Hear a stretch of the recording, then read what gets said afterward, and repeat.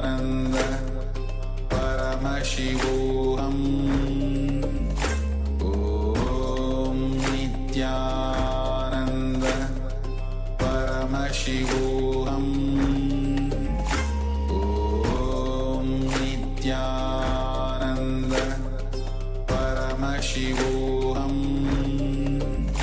Om Nithyananda Paramashivoham Om Nithyananda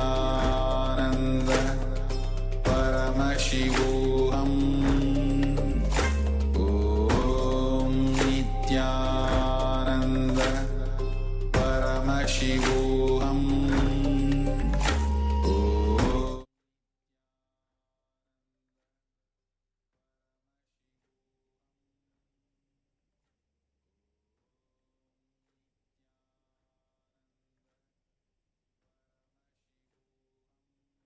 Nithyananda, everyone. So we will be starting one of the important session, that is the power of thinking. So right now we had the session on integrity and then authenticity. This is the part of that session where we are going to understand how to unlock the power of thinking and manifest authenticity in us. Then we'll also look into the power of feeling, which will help us understand or cognize and manifest the more and more responsibility within us. So these are the four very important tattvas that we are going to be learning, and we continue to work on imbibing and manifesting these truths more and more in our spiritual life.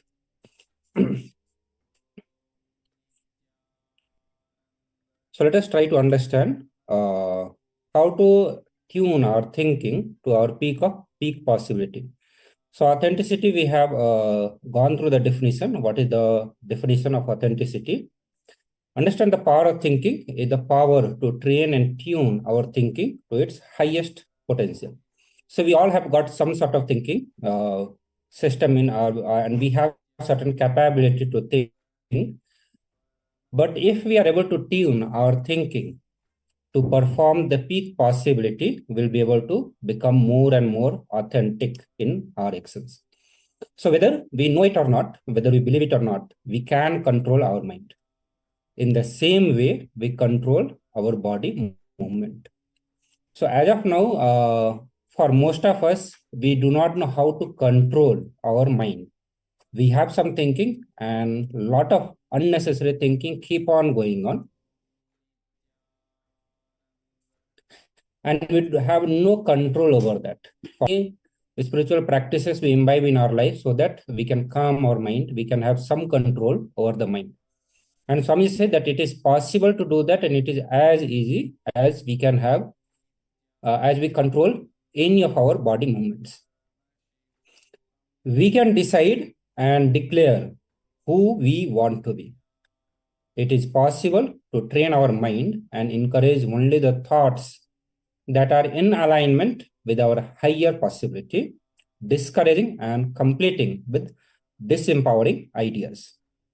So whenever we make any goal, any declarations, okay, or anything we want to achieve in our life, we always have variety of thoughts that goes within our mind. Some of them supports what we want to achieve in our life, and there are many which discourage, disempower, or they are completely in the different direction, no way related to what we want to achieve in our life. But it is possible to align our thinking to the goal that we want to achieve. Means it's possible to train our mind and encourage only the thoughts that are in alignment with our higher possibility. So just imagine a life where we can have the thoughts which is only needed for manifesting the goals or achieving the goal that we want to have. So even while we are working and achieving, we'll have so much of peace of mind, and it would be so easy, so much of clarity will be there in our thinking, and so much better planning in our thinking can be there. So Swamiji said that there is one question, that is thinking an accidental? So when we unlock the power of thinking, we will be able to spontaneously focus our thoughts to achieve our highest potential. So constantly functioning at our peak possibility is authenticity, and that is what we learned in the previous sessions.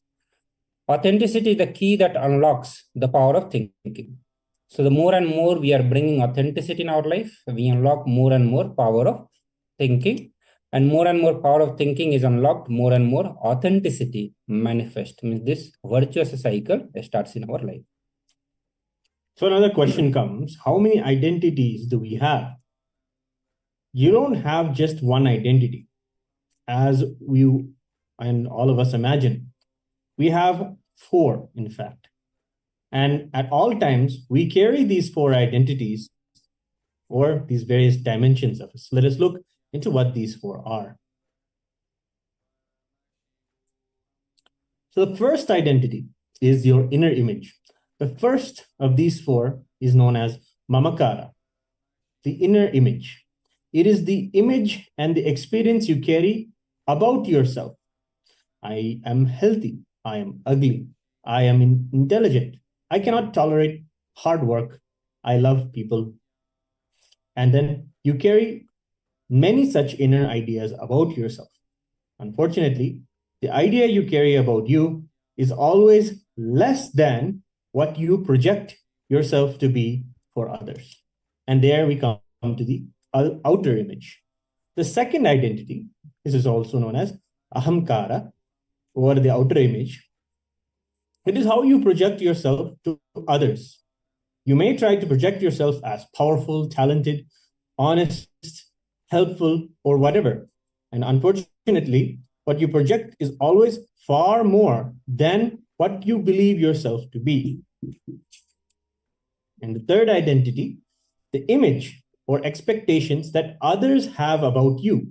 This is called anyakara, the other's image about you. How others perceive you may be different from how you project yourself to them, because people create their opinion about you from the subtle signals you give them, rather than what you openly project. This is important to understand. Then the fourth identity is very subtle, in fact, because it's not directly related to you. It's called swa-anyakara, or the life image. Life image is what you experience life to be for you. For example, you may feel life is lonely, life is complicated, life is scared, life is scary, life is always showering me with everything I need. Life, like these are some of the examples. And please understand that this is also your identity as well, because it defines the exact experience you will be receiving from people and situations in your life. That's why it's an image, an identity in itself. And then authenticity means living at your peak in each of these 4 dimensions: your inner image, outer image, other's image, and life image. Living at the peak possibility in each of these dimensions. So let us try to understand where the source of conflicts come.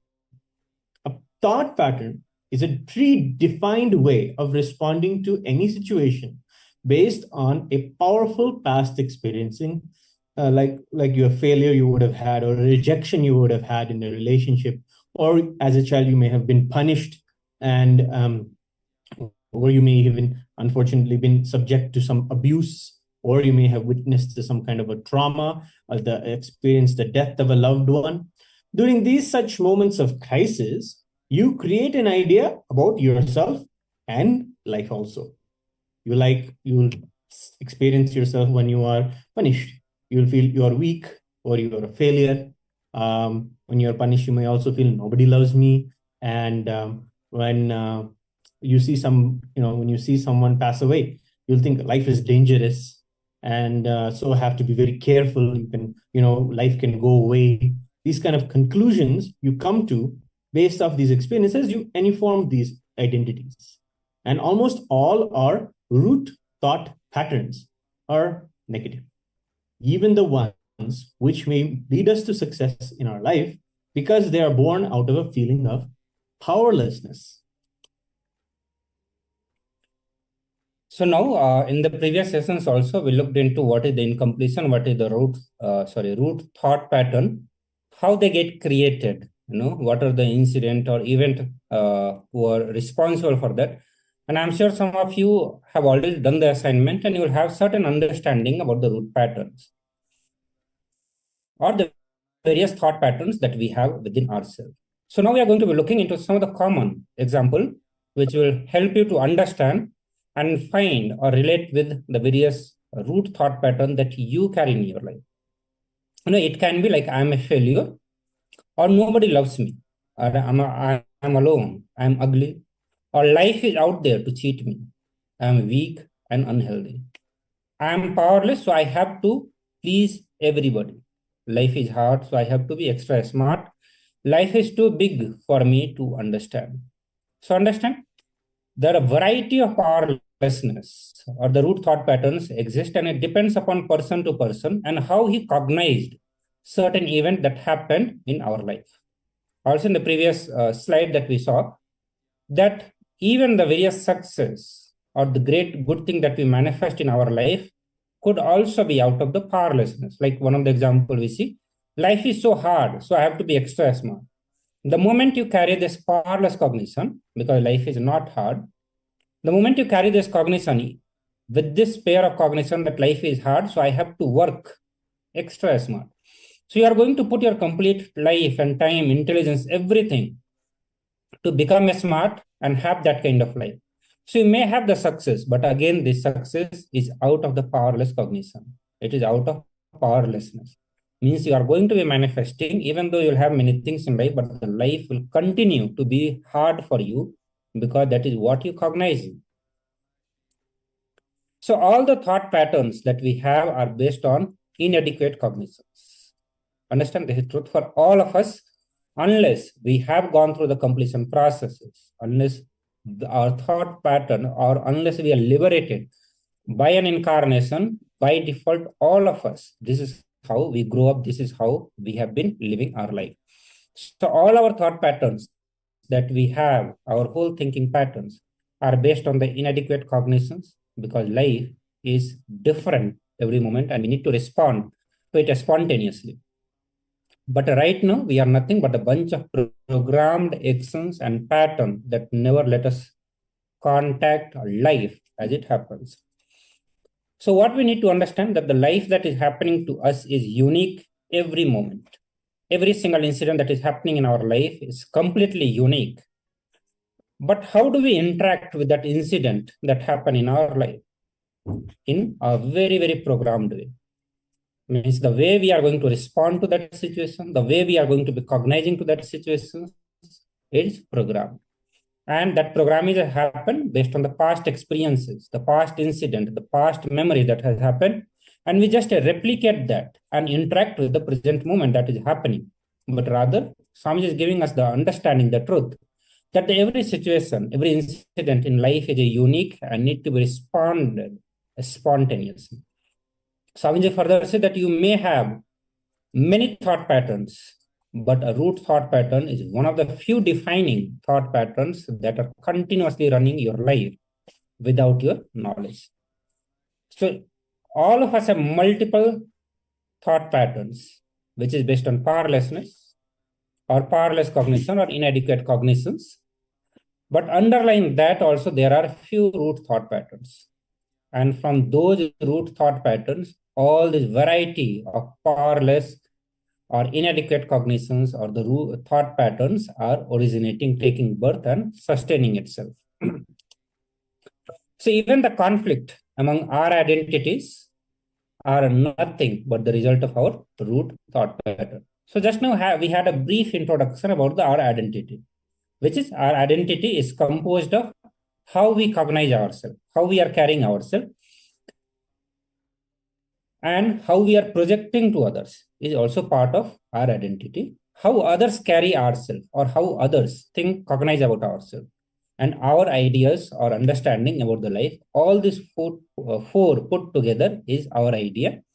And there is a conflict in all these four ideas. We all know that inside we cognize something else and outside we go on projecting something else. And we are very much aware of all those things and we do it very consciously. Many times we know that inside I'm a powerless guy. I cannot handle these situations. But outside we always project as a very powerful, talented person who can handle any kind of situation.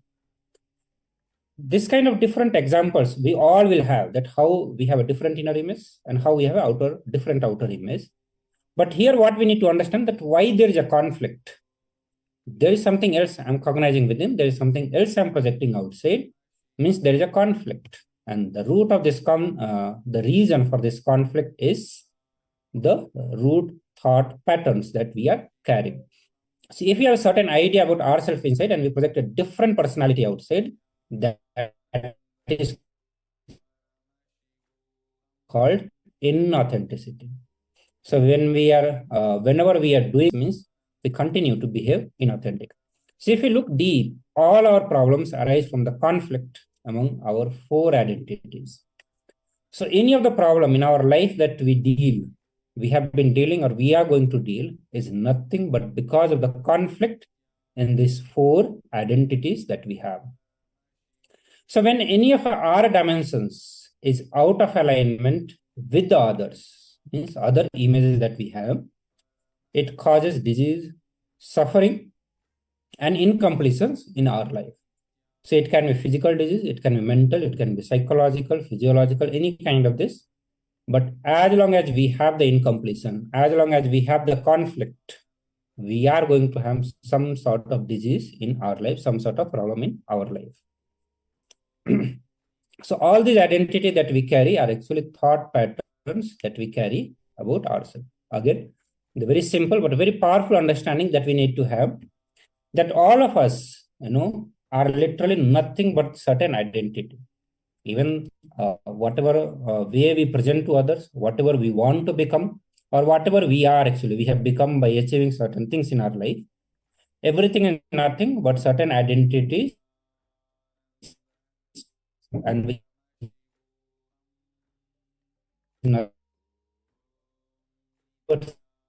certain thought current. What is inner image? My belief sitting inside, and that is what I am holding on to it. So that's what Swami is saying, that all these identity that we carry are actually thought patterns that we carry about ourselves.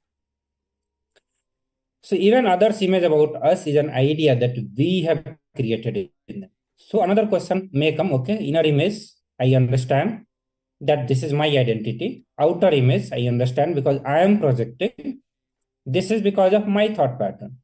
Life image, again, I am the one who is having certain idea about the life and about others. But how others' image are part of my identity, how I am responsible about it, that somebody else thinks something about me, how come that become my identity? So first thing that we need to understand, whatever people believe about us in our life, that becomes part of our identity, because that is how we are going to be experiencing life through other. So if let's say people believe that you are a cheat, that is how they are going to treat you. That is how the life is going to happen to you. Now the next question comes, how you are responsible for this kind of belief to happen in them. So understand, Swami said, that even the others having certain idea about you, you are responsible for it. You are the one who created in them. You may have created it directly or indirectly, or maybe because of your inauthenticity between inner image and outer image, which other person is able to figure out. Like inside, you continue to show that you are a very honest guy, but inside you may not be honest at all. And other people will be able to figure it out, and they will then come to this conclusion that you are a cheat. So either through your body language, through actions, through behavior, some way or other, we are only responsible for the ideas that others have about ourselves. And that's why we are the creator of all these four ideas, all these four different identities. So now when one identity is fighting another identity, how can our thinking be focused? So understand, when there is a conflict between these four identities, put together, which is us, me, you, if all of these are continuously fighting with each other, it's not possible to have focused thinking, because continuous some fight is going on. All our energy is going to be used in reconciling our fighting identities. So when all our identities are, or images are in tune, our thinking will also be aligned in one direction.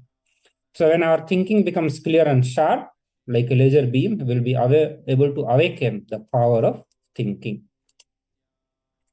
So usually our inner image will be, now Swami is giving some more understanding about the inner image and outer image to come to certain understanding. When we start looking into that, okay, I have 100 different thought currents. or thought patterns, which one is part of my inner image, which one is part of my outer image, which is part of my life image.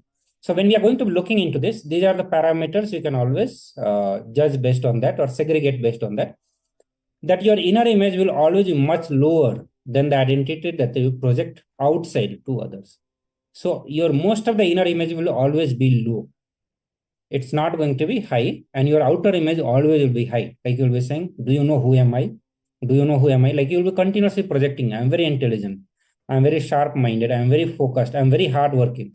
All this, how you introduce yourself to others, mostly that is what constitute your outer image, and that is how you can figure it out. But inside it will be completely different. You may be feeling you're too lazy, lethargic, or procrastination guy. So all this kind of low inner image you'll be carrying. That is what is actually inner image. So understand this very important truth, that if you can project a higher identity to others, it means that higher identity is already there in your visualization space. So if you are able to visualize hard work in your life, that means it is already there in your visualization space, in your thinking space. And whatever we can think of as ourselves, we already have the capacity to make that into reality. So maybe we can think of some example, there are many great discoveries that happens, which is not part of our thinking at all. We are not able to visualize those things, and we are not able to manifest also in our life. Whatever we can visualize, this is the truth that Swamiji is saying. We need to all cognize, internalize this truth, that whatever we can visualize in our inner space, it is already there, and we have the capacity to make that into reality. So if you can visualize yourself as a very hardworking person, you have the capacity to become that. So now let us listen to one of the powerful discourse from Swamiji, where he will be revealing more deeper truths on this.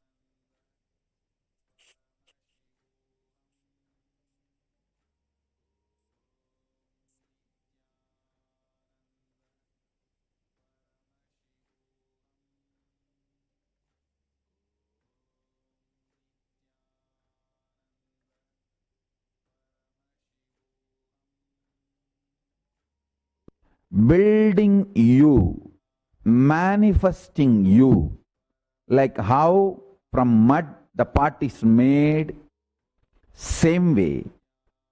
I'll teach you the science of using consciousness and manifest your life. Simple 3 instruction. Listen. I'll explain the logic, science behind the instructions next. First listen. The root chakra, Mooladhara,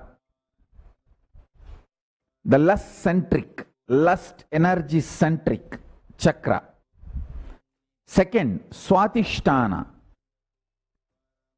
the spleen chakra, fear centric. Third, Manipuraga, navel chakra, food and ori-centric. Now listen intensely.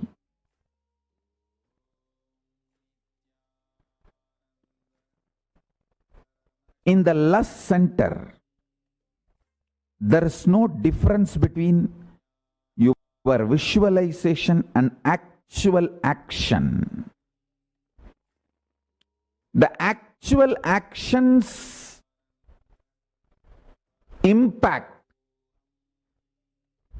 and your visualizations impact on your life. If you see, the actual actions of your lust may have only the legal implications externally. Other than that, other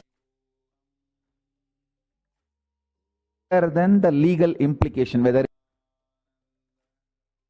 it's a legitimate wife or illegitimate or gay or lesbian, other than the legal, socio-legal component of the sexual act, The act or the mind, mental action, please understand. Words, very raw. Your fantasy, your pornography, your masturbation, all this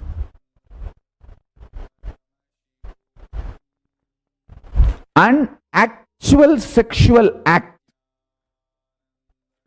this too, if you see all the mind related sexual actions, body related actions, other than the legal implication, there is no two difference, there is no second difference on the consciousness between these two. Consciously,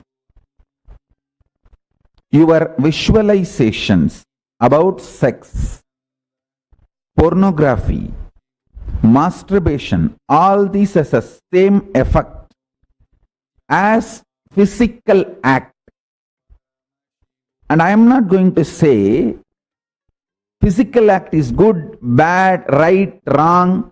If this is same, then why not go for physical act? All those logic I am not going to analyze. I am going to reveal some of the most important truths for your enlightenment. Let me stop from the angle of attending to this whole issue only from the angle of enlightenment. Listen. Listen sincerely. Let me give you some of the conclusions.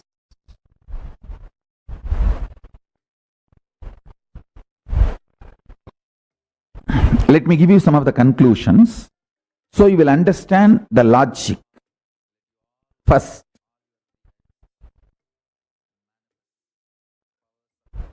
mentally digesting all the fantasies of sex, body pleasures, completes your being, liberates you from undersexed or oversexed bondage ideas. Man or woman, person who always equates sexual pleasure to the sexual act feels either undersexed or oversexed, feels all the time others are oversexed and they are undersexed.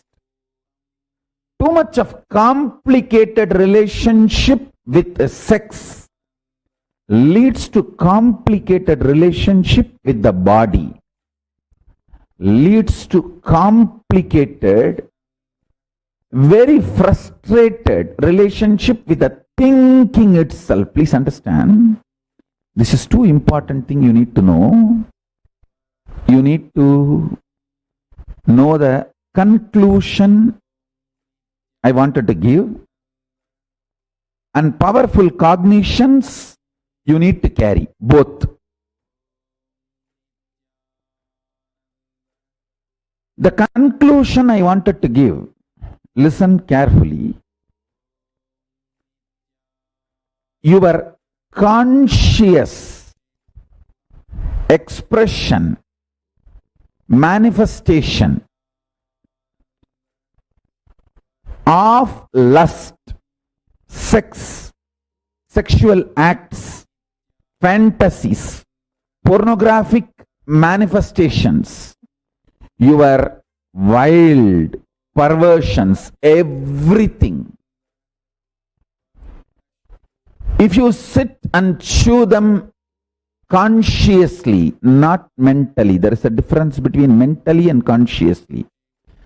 If you chew sexual fantasies mentally, you will be obsessed and all the actions related to sex will be like a compulsion, forced. There will not be any conscious involvement, freedom, or participation. More like a, you have to sneeze. Listen carefully. Mind binds, consciousness liberates. Formula. Basic sutra. Mana is bandha. Chit is moksha. Mind is bondage. Anything done mentally leads to obsession and obsessive compulsive behavior. Consciously, when you engage with your fantasies, desires, sex related right, wrong, good, bad, socially accepted, legitimate, or perversion, anything. If you can consciously use your visualization and get involved, you will be liberated without need for the physical act from the feeling of undersexed or oversexed, denied or exploited, all the incompletions, frustrations related to sex. All human beings feel whether they are having legitimate marriage relationship or outside marriage relationships, whatever may be, irrespective of age, gender, orientations, choices, everybody feels either undersexed or oversexed, either deprived or exploited. It's like a cycle. The fundamental root cause is sex remains as obsession, compulsion. The act does not have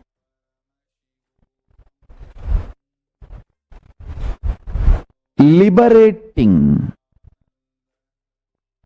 consequence, fulfilling consequence. It may be tiring, releasing, letting you rest, but not fulfilling. Please understand, I'm getting into the deepest important formula for power manifestation.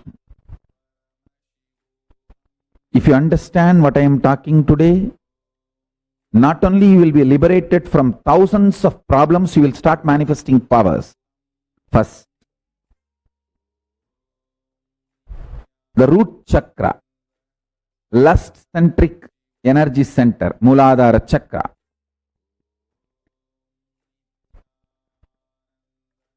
Impact of sex on your consciousness is same whether it is physical or mental or visual or imagination or fantasizing. Only socio-political legal impacts are different, but inside the impact is same whether it is an action or imagination. So, understand the deeper revelations. If you intensely, consciously involve with your visualizations, fantasies, without labeling them as legitimate, illegitimate, socially accepted, romance or perversion, and just see consciously and start digesting them, You will experience absolute liberation. There will not be any need for external act. If there is a external act, it will be more like a gracing, not compulsion. Second, the Swadhisthana chakra, fear-centric.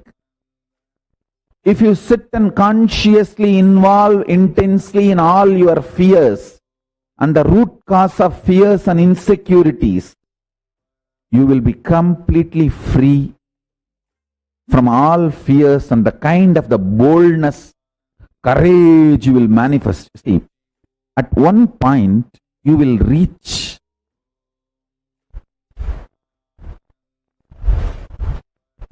the source of your fears. You will feel, oh, everything is over. From this moment, whatever way life happens is a bonus. That's all what can be done. When that shift happens to you, that is the moment Yama, Kala is giving you the blessing of not taking life for granted and liberating you from all the fear-centric behavioral patterns. See, at one point in my life, I reached, everything is over. Now, decision.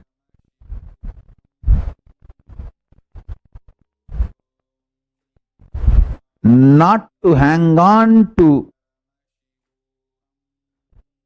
our fantasies about life and our fears about our fantasies.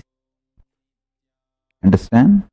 Whenever your mind involves, your fears become fantasies and fantasies becomes fears.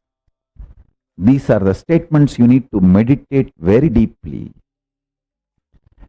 When there is an obsessive compulsive behavior, your fantasies become fears and fears become fantasy.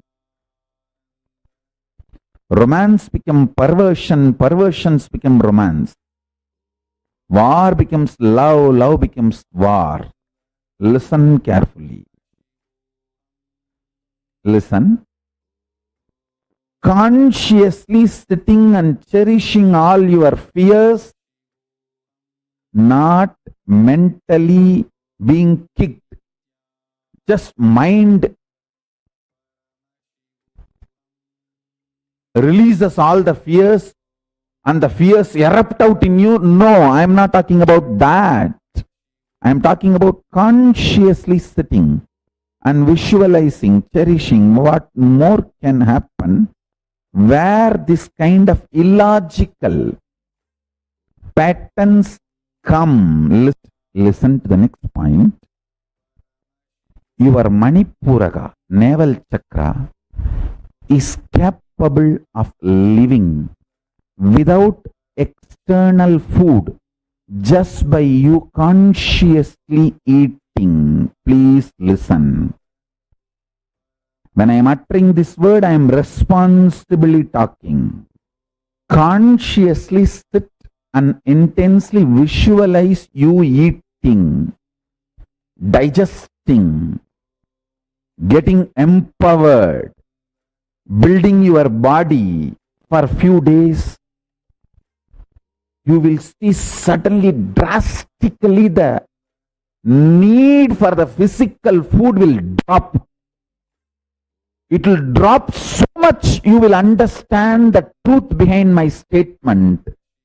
Your conscious visualization is enough, whether to liberate you from the sexual needs physically or any other security needs related to fears or any other prana, energy source needs from external world. All the three you can be liberated just by your conscious involvement with your sex, with your fears, with your food. When this three is handled, worries will simply disappear. Worries don't have existence independently other than this three. Source of energy for your system will be absolutely attended by consciously visualizing you eating feast. I'm telling you, with tremendous responsibility. You try to practice this and see. Then you will understand. Within 1 week, 90% of your food intake will drastically drop. If you just practice for 1 week, sit for half an hour every day. Visualize as if you are eating too much, all kinds of food you want to eat. Just sit and visualize. Consciously. See, if you are tempted and you get that food and start eating, then you are doing it mentally. That is like an obsessive compulsion. All obsessive compulsive involvement with your sex or fear or food leads to more and more life negative, deluded, most unscientific way of existing. Consciously involved. See, just like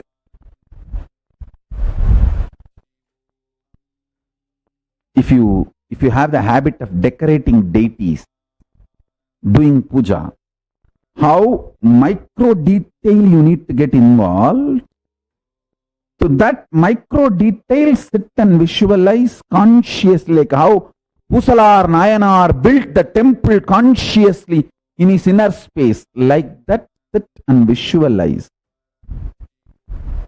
All your food related fantasies, all your fear related patterns and unconscious frightening, terrorizing visualization,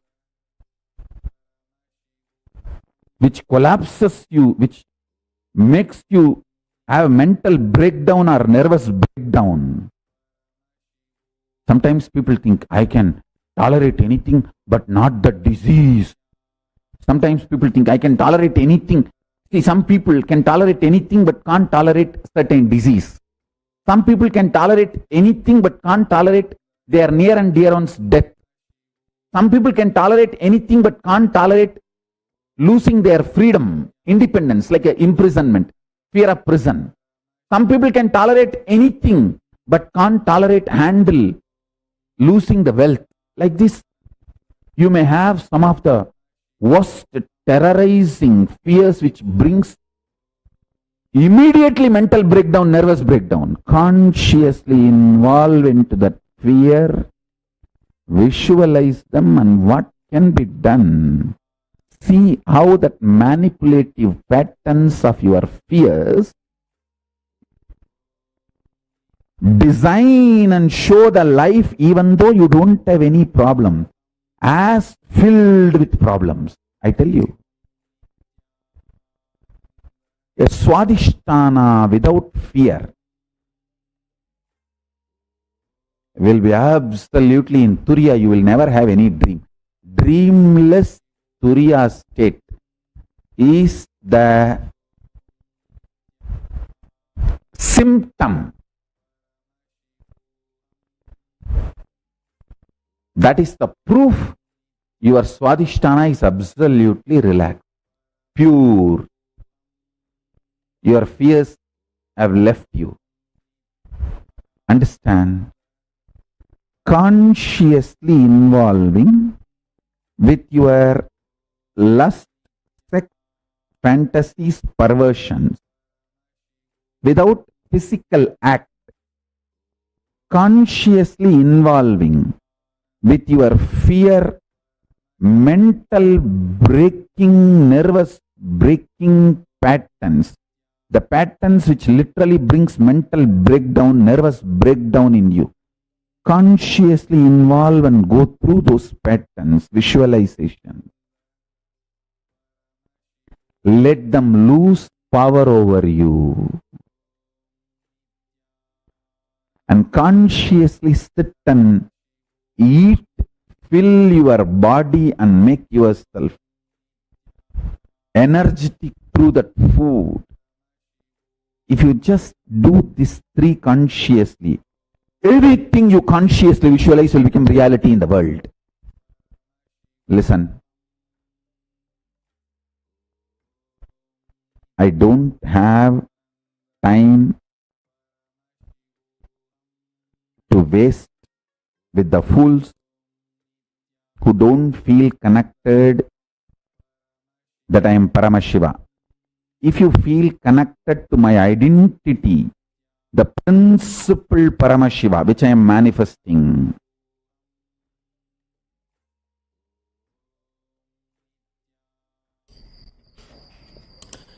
Yes. So when we align our thinking to the principle that Swamiji is manifesting as Paramashiva, then we can really make the strategy to use that power of thinking. Actually, the central point of manifesting or using the power of thinking is to its highest ideal. The four images have to be aligned to the highest ideal of that you are Paramashiva. Inner image, you are Paramashiva. Outside image will show that how Paramashiva is, how he'll behave. Other people have the right to also treat you as Paramashiva, and you'll see the whole world as Paramashiva's Leela. This is taking the highest possibility, and living up to this is authenticity. How Paramashiva will think? Let me think. How Paramashiva will manifest and help and contribute to others in his life? The same way I'll do. So in this way, if you keep your thinking aligned, you'll be able to powerfully manifest the authenticity and hence your manoshakti and think in that way alone. Even in sometimes, I would like to share one incident. When we are so much in deep devotion to Swamiji, and we feel he has contributed so much healing and transformation into our lives, right? Some of us cognize that if we have to think, then why not think how he will be? How he will be, how he'll do. Let me do the same. And in this way, we move towards an authentic ideal that is in Swamiji himself. And this way, we can live as Paramashiva. So now we'll get into the assignment, and this is a 4-step assignment which we are going to do. So please pick a pen and paper and make 2 columns in the workbook titled Inner Image and the Outer Image. So we are going to be working on bringing authenticity or removing the conflict. So we are going to be working on removing the conflict and bringing authenticity in our inner image, outer image, life image, and the others image that we have. So I request all of you to pick up the pen and paper.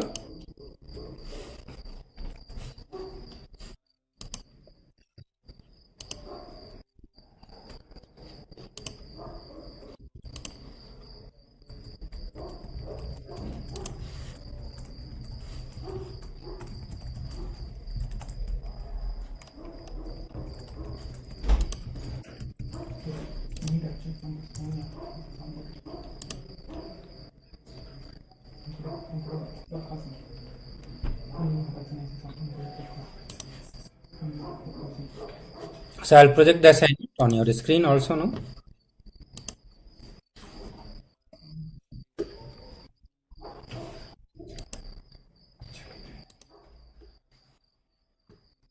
Yes.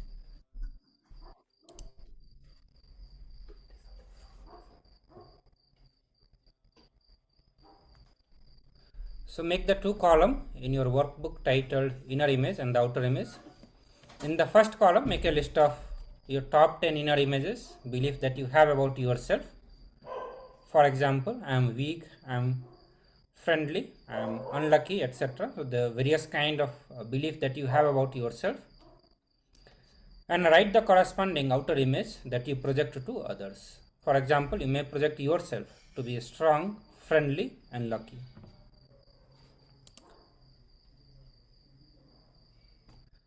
So once you are done with that, the third step is you are going to compare each of these inner images and the outer images you have noted down. Then whenever there is a conflict, start tuning your inner image and the outer image. What you perceive as you and what you project as you to others, by always choosing the higher ideas, the higher side of it. For example, wherever your outer image is higher than your inner image, decide to tune your inner image to your outer image. And please do not reduce what you project yourself to be for others.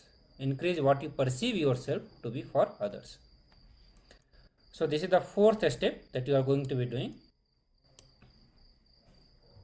So please start with the second step, where you make the two column, inner image and outer image. You go on writing the inner image, pick up the top 10 inner image that you have and corresponding outer image that you have. And then while you compare, choose the best that you have or the higher image that you have. So if it is higher on the inner image side, choose that one. If it is higher on the outer image, choose that one. And repeat this for each of the points, each of the inner images that you have written. Compare both the identities, whatever qualities are best in the both, choose those. So if there are great qualities in your inner image, you need to raise your outer image to match that one. So in most of the cases, you will find your outer image to be higher, and in some cases you will find that your inner image is higher. So when your inner image is higher, decide to align yourself to the inner image, means bring your outer image also to this higher inner image. If your outer image is higher and inner image is lower for a particular image, then in that scenario you have to raise your inner image also. It's 10 o'clock. Understand? Authenticity in thinking has two steps. First, finding out what you really want in your life. By sincerely contemplating on what you want in your 4 dimensions to be, or 4 images to be. So you need to come to this understanding that what you really want to be in your inner image, means when you think about yourself, when you are yourself in your space privately, when you are alone with yourself, how you carry yourself, how you want yourself to carry. So you really need to know, what really you want outer image to be, what kind of outer image you want to project to others, and then how you want others to think about you, carry about you, and what are the image you want about the life to happen in you. So make a list of all the best inner image, outer image, others image, and the life image, and place it by your beside your office desk, or analyze, or any place where you can see it as soon as you wake up and all the day.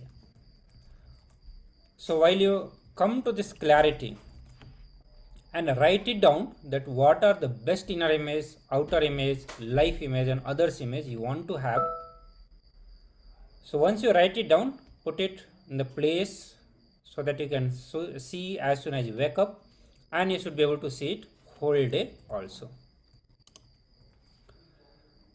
After this, identify the obstacles that stop you or distract you from achieving that what you want to be or who you want to be.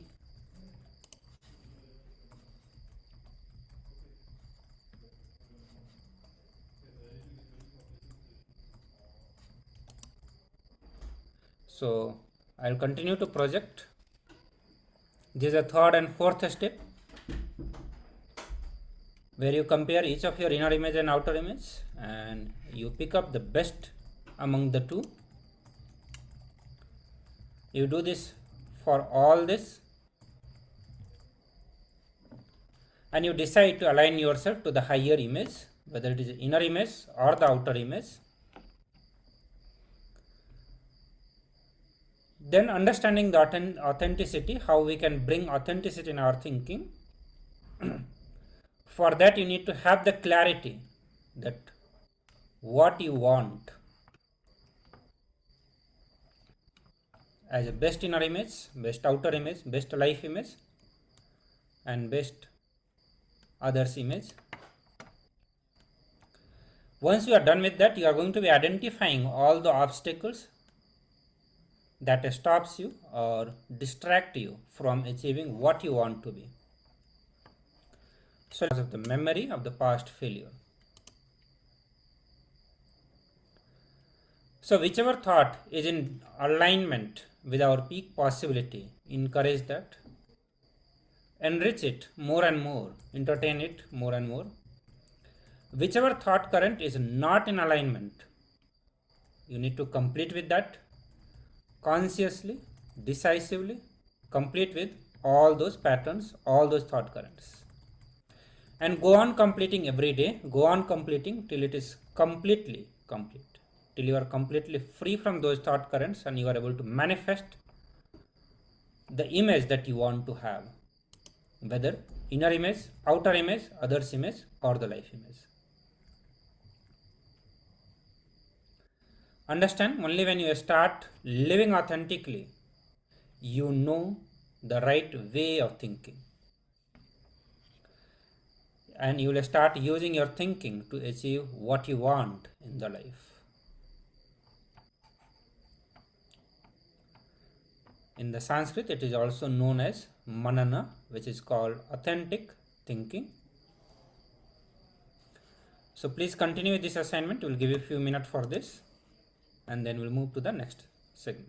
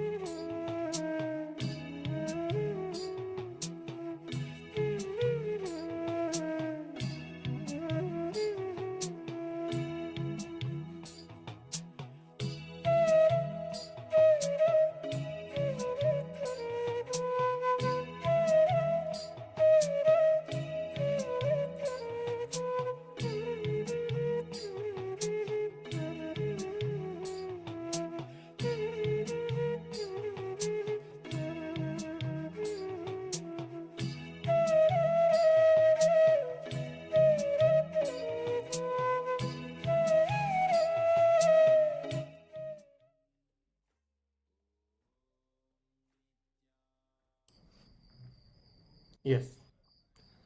You can relax.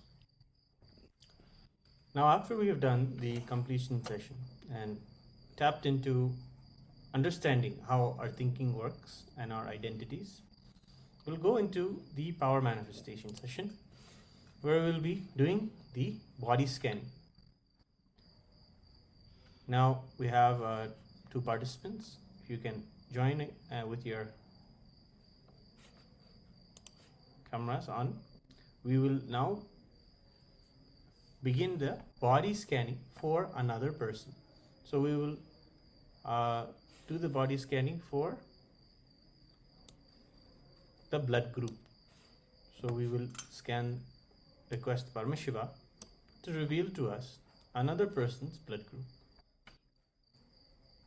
So I request all the participants to sit straight.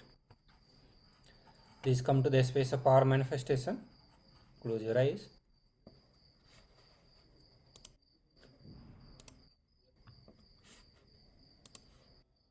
Visualize Swamiji in your third eye.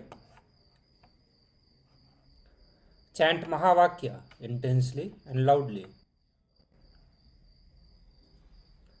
So in this round of power manifestation, you are going to be scanning the blood group of your partner. So we have 2 persons in the room here. So both of you can do the body scanning for each other and scan the other person blood group, and then you can share your response into the chat after or at the end of the power manifestation. Yes. So please sit straight, close your eyes, visualize Swamiji in your third eye. Intensely chant Mahavakya.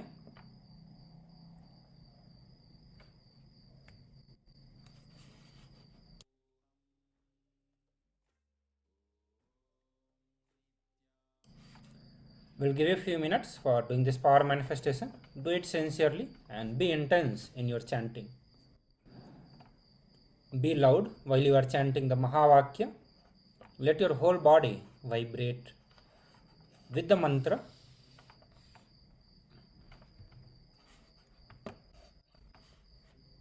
Please start now.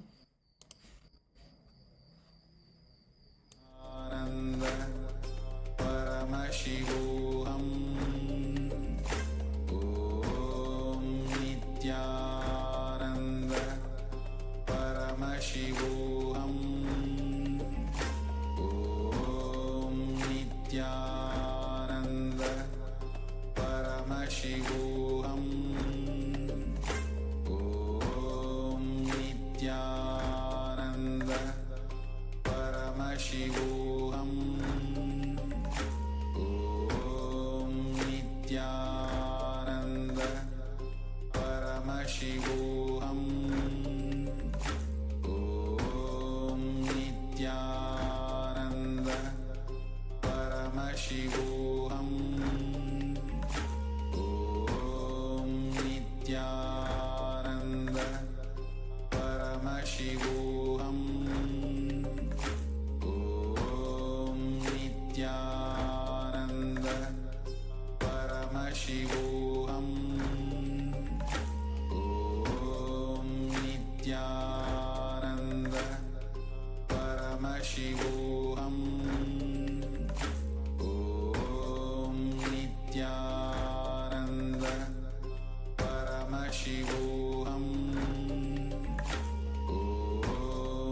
Nithyananda Paramashivoham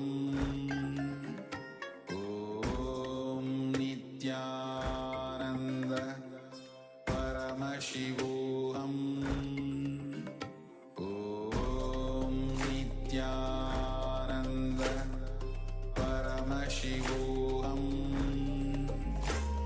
Om Nithyananda Paramashivoham Nithyananda Paramashivoham Om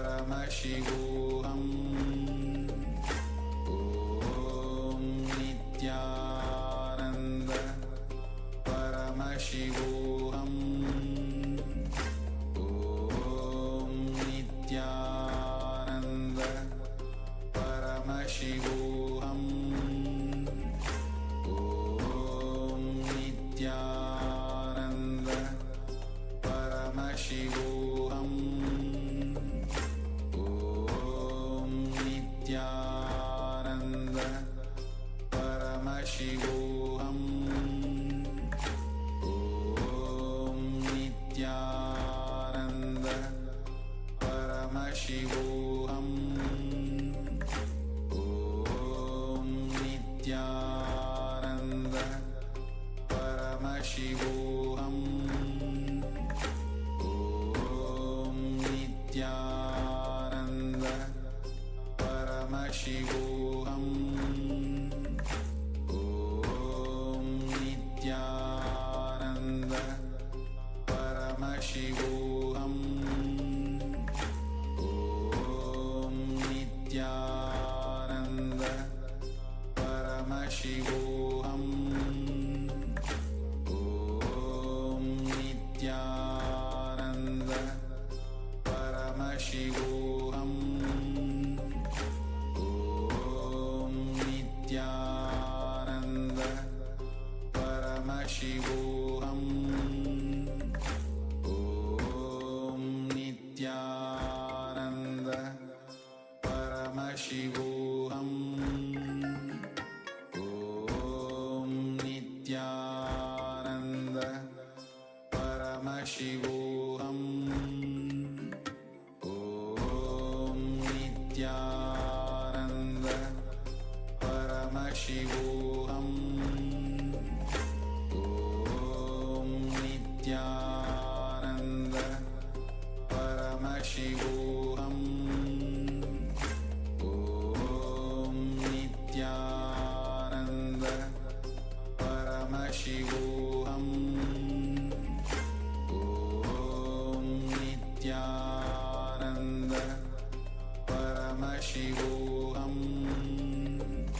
Om Nithyananda Paramashivoham Om Nithyananda Paramashivoham Om Nithyananda Paramashivoham Om Nithyananda Paramashivoham.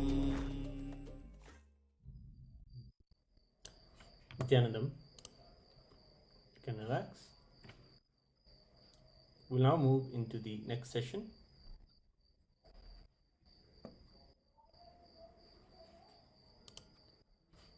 This is the next power, the next power of feeling. Feeling that you are the source. The power of feeling is nothing but your ability to realize yourself as the source of all the happenings in your life. This understanding gives you tremendous control over your life and gives you the power to be a positive influence in the life of others. Responsibility is a cognition. The power of feeling is unlocked when you cognize yourself as a leader and take responsibility for everything in and around you. Responsibility is the key that unlocks the power of feeling. So here is a very interesting small story. There was 4 people named, their names were everybody, somebody, anybody, and nobody. So once there was an important job to be done, but who was to do it? Everybody was sure that somebody would do it. Anybody could have done it, but nobody did it. Somebody got angry about that because it was everybody's job. Everybody thought that anybody could do it, but nobody realized that everybody wouldn't do it, and it ended up that everybody blamed somebody when nobody did what anybody could have done. So a person who does not feel responsible even for his own actions lives like an animal. He lives in a very low level of consciousness. A person who feels responsible only for his own actions is a human being. He lives in a middle level of consciousness. Means like we have an attitude where we feel, sometimes people feel there are some people who have no responsibility for the actions that they take, and they go around not realizing the consequences of things. They live at a very low level of consciousness. And a person who feels that, for whatever I do, I am responsible, and I can understand that, but they will not involve to engage with the people around them and to see that whatever they decide can actually influence others around them, and they can build a relationship and be a leader. They just stick to the understanding that I am only responsible for what I can say I did. So now, when we understand the power of feeling, which is awakened by taking responsibility, so the beautiful story that Swamiji shared that shows what happens in our life when we start behaving as anybody, somebody, nobody, or everybody. So many times when the situations or the things happen in our life, that is how we start behaving. Sometimes we are anybody, sometimes we are nobody, sometimes we are everybody, or sometimes we feel other than me, everybody, and how we actually deal the situation. So if you see this story and look into certain incident that happen in your life, you will see that this is how our thinking is. And we know when we think like this, what will be the outcome of the situation or how the situations will look like. So through this session, we are going to be understanding how to awaken the power of feeling, and that is awakened by taking responsibility. Now Swamiji says that the person who does not feel even responsible for his own action is an animal. He is living like an animal, he is treated to be animal. And the person who feels at least responsible for his own action, he is a human being, a medium level consciousness. But the person who feels responsible, who takes even responsibility even for other action, is the divine. He lives in the leadership consciousness.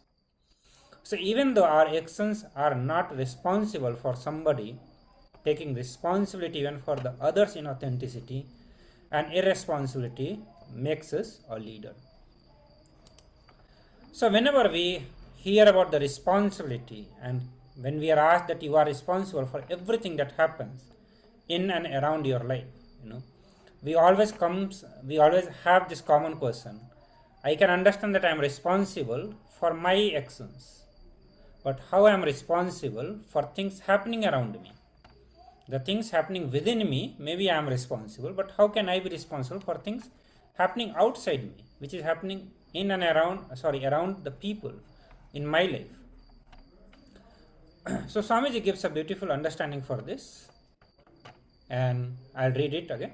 So that when we hear about taking responsibility for everything, the biggest question we have in our mind is, how can I be responsible for everything happening around me? I understand that I can be held responsible what is happening inside me. How can I be held responsible what is happening outside me? And we have this question, all of us have question the moment we are introduced about the responsibility, or when we start thinking in this direction. So for example, if an accident happen in my life, how can I be responsible? Everybody asks the same question, and Swamiji says that there is an important difference between the cause of something and being responsible for it. So there are many things that happens in our life for which we may not be the cause for it. Like you are walking on the road and somebody gets into accident, you may not be the cause for it, but since it falls in your eye, you are responsible for it. So how do we cognize this? How do we understand this?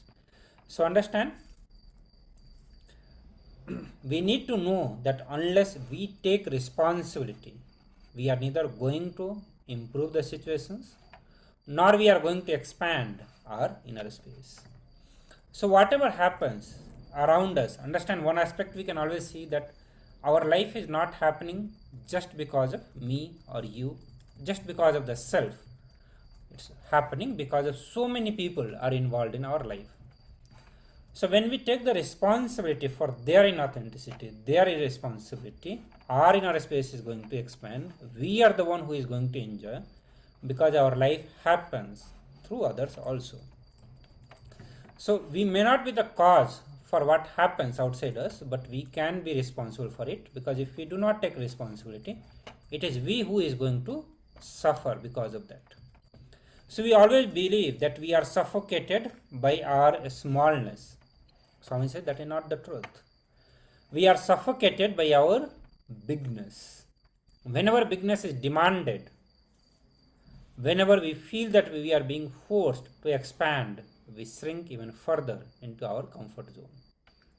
Our tiredness, our weakness, our powerlessness, all these are nothing but the resistance we have seeing our own bigness. So responsibility is another way to expand, and whenever expansion is demanded, we decide to shrink more and more. The reason being that we are more and more, we feel more suffocated by our bigness, not by the smallness that we have, and the various attitude that we have developed in our life, whether it is tiredness, weakness, powerlessness, all these are nothing but the various resistance that we developed in our life towards experience our own bigness. That is why when someone tells that you are weak, poor, sinner, it's so easy for us to accept it. But if someone tells that you are the divine, you are powerful, you are Paramashiva, you are complete, your whole identity start trembling with the fear. But the life by its very nature always demands our expansion, because expansion is the natural law of life. And that is why we carry such deep fear of the life, especially life in the form of other people, because people are the most living expression of the life. The more and more we engage with the life, the greater the expansion that will be demanded by us, by the you. So whenever we are feeling weak, tired, powerlessness, the first thing that you should do is that immediately take on 10 responsibility and commit to fulfill them within an impossibly short time. Shake your whole inner space so powerfully that with that commitment that there will be no way for weakness and tiredness to grow inside us. So as you know that weakness, tiredness, all these are the various resistance, form of resistance that we develop to oppose the expansion that life demands or expansion of our inner space. So as long as this exists, it will be very difficult to expand our inner space, develop the power of feeling, become the leader. We always feel that responsibility is a burden, but Swamiji says it's not truth. It's a power. Responsibility is a power. Responsibility directly leads us into the leadership consciousness. As long as we feel responsible for our family, we remain at the head of our family. And all of us would have experienced that when we start feeling responsible for the whole family, you automatically become the head of your family. You start getting that respect, reverence. When you feel responsible for the community, you become the leader of the community. As our feeling of responsibility expands, our leadership quality also expands. The decision to feel responsible for the whole cosmos is enlightenment. So feeling responsible for the whole and declaring to live by your feeling of responsibility or responsible declaration is known in Hindu spiritual practice as Nithyananda. Responsible declaration unlocks the power of feeling in us. But the moment we hear that we are responsible for everything happening around us, we think, if I feel responsible for the garbage on the street, I will be stuck cleaning it up whole life. I'll not be able to do anything else. So this is also, many times, one, how I can be responsible for things that is happening around me. And then even if we counter that question, then comes, okay, if I start feeling responsible for everything in my life, let's say for example, if I see the garbage on the road, what will happen if I feel responsible? I may end up cleaning, and it may be possible that the whole life I will have to just do on cleaning, because we know the amount of garbage that is thrown on the roads and the number of people who are irresponsible in this dimension of their life. So this question comes to us. Swamiji said that take a little time to let this feeling sink inside you and be it in the sync with your actions. It has to sink inside you and be in the sync with your actions. Then the responsibility will become a synergy, a synchronized energy. Understand the science of feeling. You can feel anything as the joy or anything as the pain. It is our freedom. We have the freedom to experience anything, either pain or the joy. Even the greatest achievement can bring pain to us, and even the worst experience can be a joyful learning. It's if we have the ability to decide how we want to feel. Swamiji says, listen, whenever you feel empowered, you are joyful. Whenever you feel powerless, you experience the suffering in the life. So all our suffering, pain, anger, guilt, fear, jealousy, frustration, all this is nothing but the powerless expressing itself in the different ways. When we feel responsible for everything that happens in our life, we will feel everything is joyful, because nothing can make you powerless.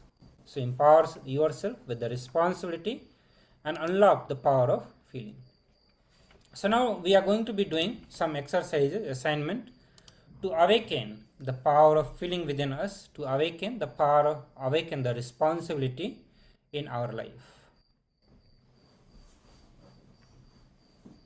By unlocking the power of feeling, we have and we experience that we should always act from a space of power and completion. We should start focusing on the solution, not on the problem. And we should always work towards expanding our inner space so the new possibilities open up.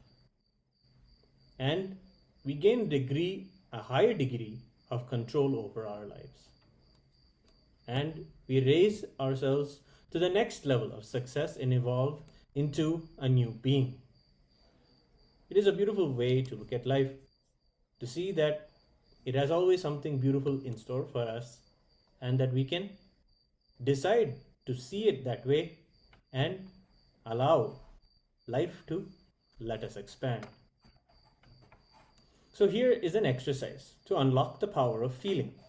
First step, write down all the areas of your life where you shrink. You shrink from expressing yourself fully in work or in any relationship. Write this down as the first step. Where all are the areas where you shrink from expressing yourself fully? Second step, for each of these areas of your life, write down the thoughts that you have, the exact words you utter, and what actions do you do. You may think, I don't do anything. That's an action. Shrinking is also resorting to not doing anything. It's an action in itself to not do something. So you tell yourself, I am not worth this. I cannot do this. And then you will not do it and you will shrink. That is an action you took. Then the third step, you have to identify where you are going to take responsibility for that aspect of your life, where you are waiting for the external situation to change instead. You're waiting for the life outside to respond to you in a different way so that you can decide to do something else. Life is always going to expect you to expand in that situation. It is you who is doing the inner utterance, telling the words to yourself, and deciding the actions of shrinking, which can also translate to not doing anything at all. In those particular aspects, whether it may be in your work, in your personal life, the action and the words have to be brought to awareness, and you should declare that you will take responsibility because you are the source, you are responsible. So the fourth step is choose any one area and declare that you're going to take full responsibility for creating the new situation that you want.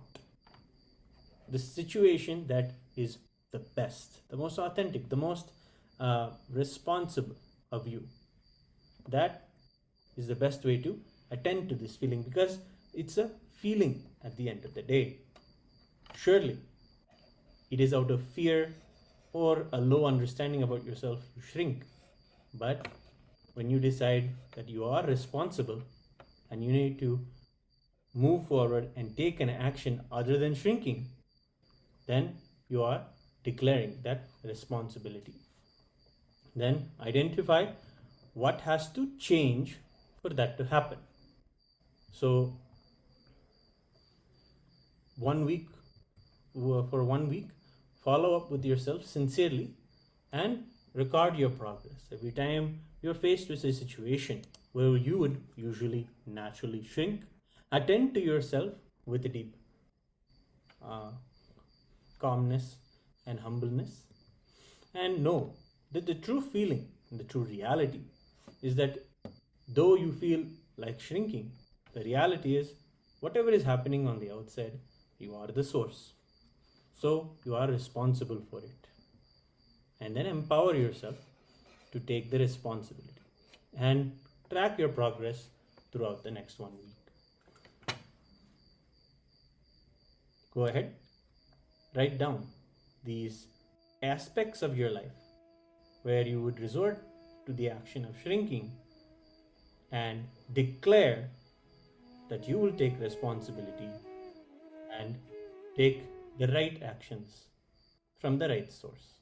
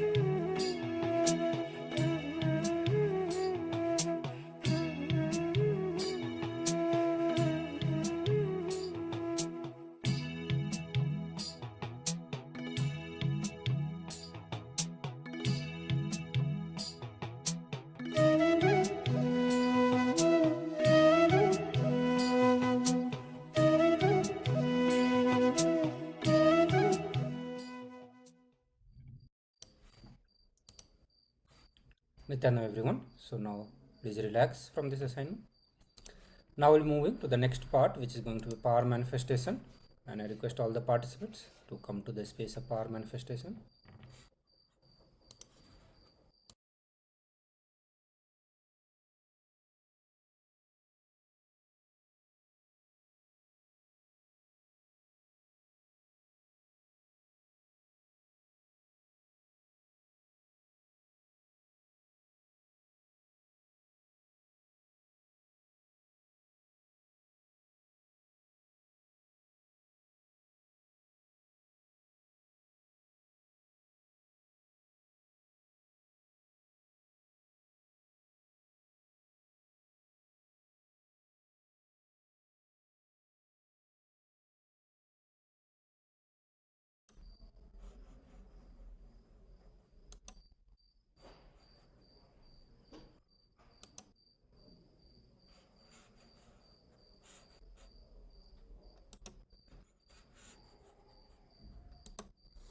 So let us enter into the power of body scanning.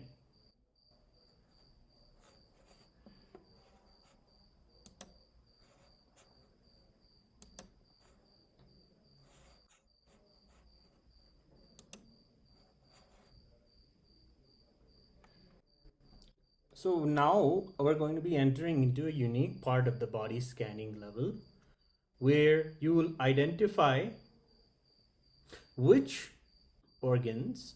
So you'll scan your internal organs and identify which organs need healing. So you can become more active, alive, healthy, energetic, right? So scan now and understand where you need to work on internally. Of course, when you connect with Paramashiva immediately and scan your inner space, you'll be able to know that towards your goal where you need to work on. Also, by doing the scanning, requesting Paramashiva, who resides in our third eye, to look into ourselves. When you do this scanning, Paramashiva himself will heal the parts, and you will also move towards manifesting the required energy and health to be able to be active and responsible. So go ahead now, sit straight, close your eyes,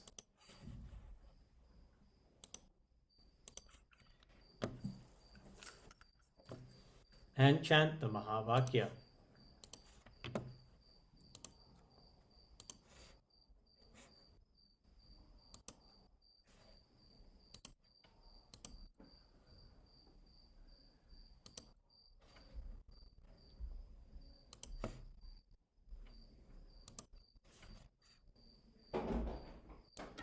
ॐ नित्यानन्द परमशिवोऽहम्